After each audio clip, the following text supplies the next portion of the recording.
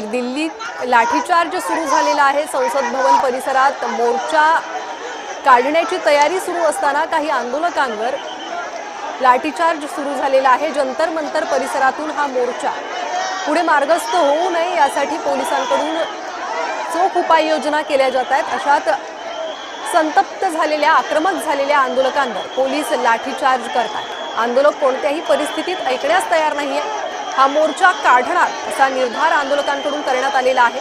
त्यामुळे सीजेपीच्या आंदोलकांवर सध्या पोलिसांकडून बळाचा वापर होतोय, लाठीचार्ज करण्यात येतोय।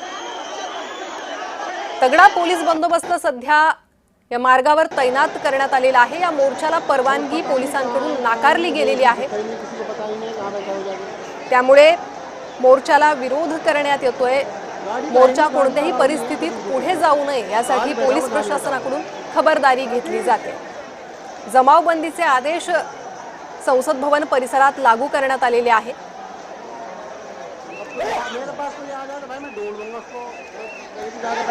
प्रशासनाच्या या भूमिकेमुळे मोर्चेकरी आणखीच संतप्त झाल्याचं पाहायला मिळतंय।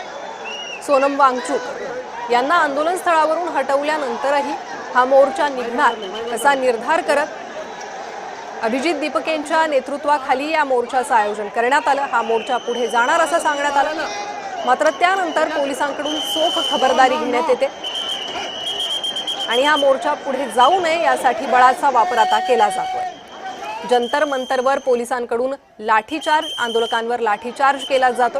जंतर मंतरवरील ही थेट दृश्य आहे। धर्मेंद्र प्रधान यांच्या राजीनाम्याची मागणी जोर धरू लागलेली आहे।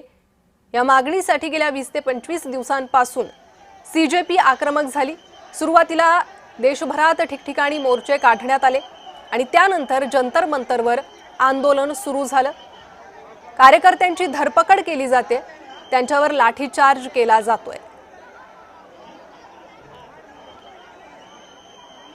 पोलिसांचा प्रचंड फौजफाटा तैनात आहे।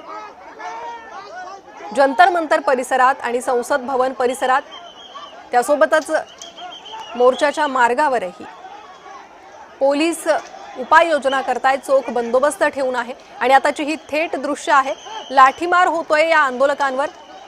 या संदर्भात अधिक माहिती घेऊयात। आमच्या प्रतिनिधी भाग्यश्री प्रधान सध्या आपल्या सोबत जोडल्या गेल्या आहे। भाग्यश्री, एकूणच आंदोलकांचा संताप आणखी वाढू शकतो कारण आता पोलिसांकडून लाठीचार्ज सुरू करण्यात आलाय।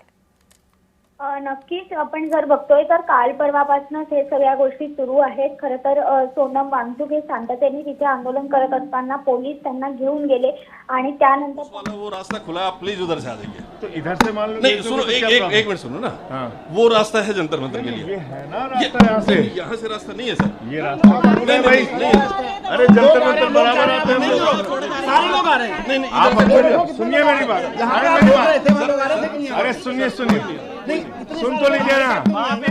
अरे सुनिए हम लोगों को रोक रहे हो। मेरी बात सुनिए, अरे मेरी बात सुनिए, आप मेरी बात सुनिए। अच्छा मेरी बात सुनिए। आपको अपने पुलिस वालों के साथ हमें वहां तक भेज दीजिए, आपको दिक्कत है? 2 मिनट। हाँ 2 मिनट दे। हाँ 2 मिनट का टाइम। हाँ ठीक है, 2 मिनट का टाइम। हमें वहां तक छोड़ दें, हम खड़े हैं। नहीं अभी वहां पूरी धक्का मुक्की की इन्होंने, सारे लोग जा रहे हैं तो आप क्यों नहीं जाने दे रहे? पुलिस रोक रही है जगह जगह पे और इनकी कोशिश है कि बच्चों की आवाज उठे ना, लेकिन ये देश का आंदोलन बन चुका है। ये किसी एक आदमी का आंदोलन नहीं है, ये किसी पार्टी का आंदोलन नहीं है। ये देश के करोड़ों बच्चे जो एग्जाम देते हैं, जो पढ़ते हैं मेहनत करके, उनके साथ जो धर्मेंद्र प्रधान जी धोखा कर रहे हैं, पेपर माफिया के हाथों में मोदी सरकार चल रही है, ये उसके खिलाफ आंदोलन है। अभी तो जंतर मंतर का मार्च भी शुरू नहीं हुआ। अभी तो मार्च भी शुरू नहीं हुआ, वहां जाने क्यों नहीं दे रहे हैं? पूरी धक्का मुक्की कर रहे हैं, धक्का मुक्की कर रहे हैं। कोई किससे बात कर रहा है, क्या किसका दावा कर रहा है, हमें नहीं पता। हमको ये पता है कि जनता का आंदोलन है, जनता के बच्चों के लिए, देश के बच्चों के लिए आंदोलन है। पेपर चोरी हो रहे हैं, पेपर चोरी के खिलाफ आंदोलन है। धर्मेंद्र प्रधान को इस्तीफा देना चाहिए, शिक्षा मंत्री हैं वो। जितनी शिद्दत से आज यहाँ पे पुलिस लगाई हुई है, उतनी शिद्दत से पेपर लीक रोक देते तो बच्चों का भविष्य नहीं खराब होता। इतनी शिद्दत से देश चला देते तो बच्चों का भविष्य नहीं खराब होता, बच्चे बेरोजगार नहीं होते। इनको सिर्फ आंदोलन रोकने की पड़ी हुई है, देश के लिए इन्हें कुछ नहीं करना।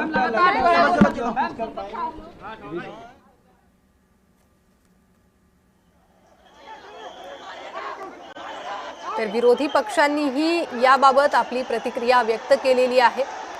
जाणून बुजून तरुणांचं आंदोलन रोखण्यात येत आहे अशी प्रतिक्रिया समोर आलेली आहे। विरोधी पक्षांनी सोनम वांगचुक सीजेपीच्या या आंदोलनाला पाठिंबा दर्शवलेला आहे आणि काही नेते हे या आंदोलनात सहभागी होण्यासाठी सुद्धा जंतर मंतरवर पोहोचल्याचं दिसतंय। पुन्हा एकदा जाणार आहोत आमच्या प्रतिनिधी भाग्यश्री प्रधान यांच्याकडे। भाग्यश्री, सध्याची जंतर मंतरवरची ही दृश्य आहे, आंदोलक आक्रमक झालेले आहे, पोलिसांकडून लाठीचार्ज करण्यात येतोय।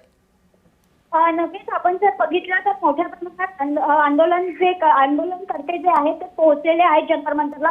मुंबई असेल किंवा वेगवेगळ्या राज्यातल्या वेगवेगळ्या ठिकाणहून हे जे आंदोलनकर्ते आहेत ते दिल्लीत पोहोचलेले आहेत। आज खरं तर संसदेवर मोर्चा काढणार होते, मात्र पोलिसांनी जी आहे ती परमिशन नाकारलेली आहे आणि त्यामुळे मोठा बंदोबस्त देखील पोलिसांनी तिथे फौजफाटा तैनात केलेला पाहायला मिळतोय। ज्या रस्त्याने जंतर मंतरहून ज्या मार्गाने ते संसदेत पोहोचणार होते त्या सगळ्या मार्गावर मोठ्या प्रमाणात पोलीस बंदोबस्त जो आहे तो तैनात केलेला आहे।